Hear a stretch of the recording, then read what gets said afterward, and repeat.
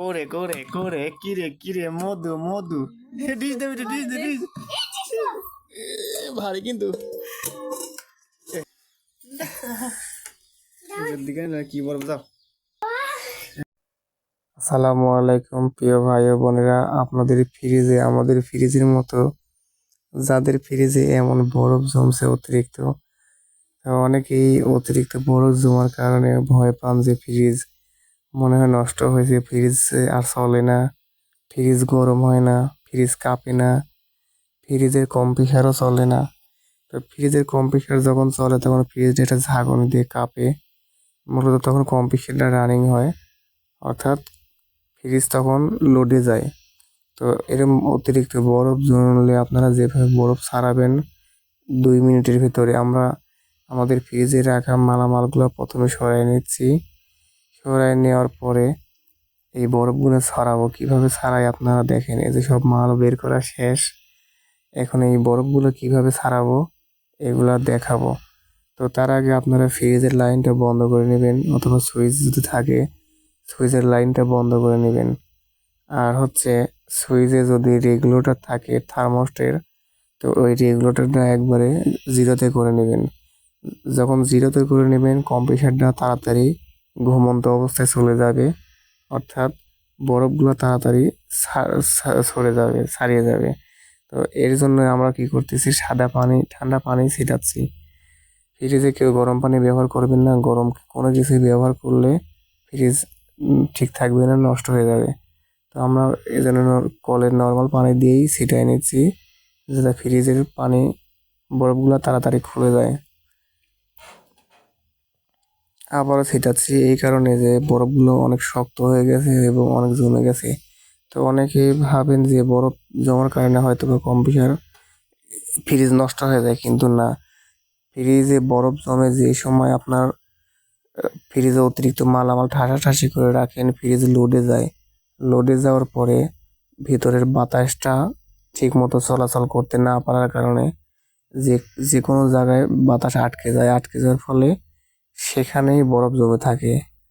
আবার অনেক সময় দেখা যায় যে ফ্রিজে একই চেম্বারে মাল রাখা, অনেক মাল যেমন মাছ, মাংস, কোনো পুটলায় শক্ত থাকে, কোনো পুটলায় নরম হয়ে পচে যায়, শুধু এই কারণেই যে গাদাগাদি করে ঠাসাঠাসি করে রাখার কারণে বরফটা সব জায়গায় বাতাসটা না যাওয়ার কারণে এক জায়গায় বরফ জমে। আমাদের বরফটা বেশি জমছে পিছনে, পিছনের সাইডে অনেক মাল চাপ দিয়ে রাখা ছিল, এর কারণে পিছনে ময়লা বেশি জমছে।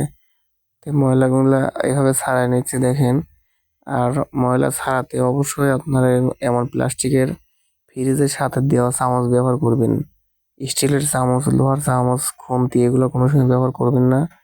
করলে ফ্রিজের চেম্বারের অংশ ফাটল ধরলে, গ্যাস লিকেজ করলে ওইখানটা দিয়ে গ্যাস বের হবে এবং ফ্রিজ নষ্ট হয়ে যাবে। আর এই চেম্বার একবার ফুটো হয়ে গেলে আর দ্বিতীয়বার ঠিক করা যায় না, যতদিন না না পরিবর্তন করেন।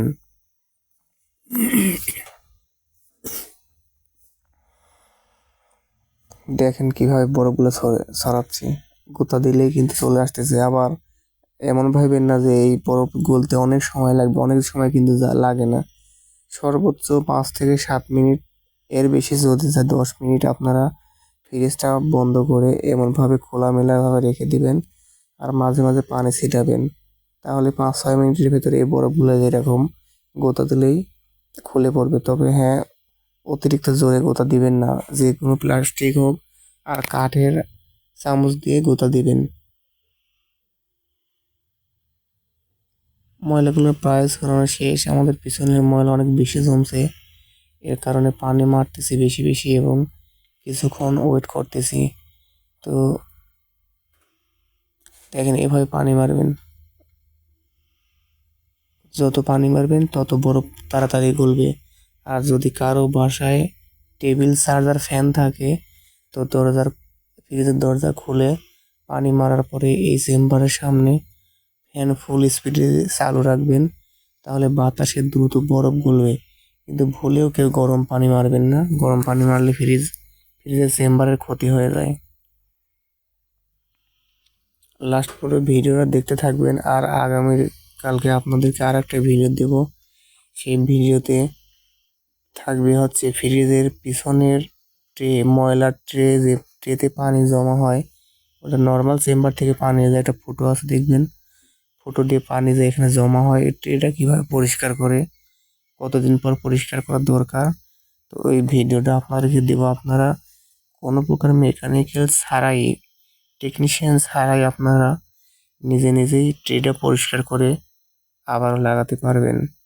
তার পরবর্তীতে দেখাবো রেগুলেটরের ভলিউম কত রাখতে হয় এবং থার্মোস্ট কীভাবে পরিবর্তন করতে হয়, রেগুলেটর কীভাবে পরিবর্তন করতে হয়, ফ্রিজ চললে কীভাবে বুঝবেন, ফ্রিজ বন্ধ থাকলে কীভাবে বুঝবেন, সেই ভিডিও কিন্তু দেব। তো আমাদের ফ্রিজটা খুব কম সময় চলছে, এই কারণে মাংস প্রায় নষ্ট হয়ে গেছিলো বেশিরভাগ। এই কারণে এই যে এত পরিমাণ ময়লা জমার কারণে কম্পিসারের কম্পিসার চাচ্ছে যে তার ফ্রিজ আর না চলুক, কারণ অতিরিক্ত ঠান্ডা আছেই।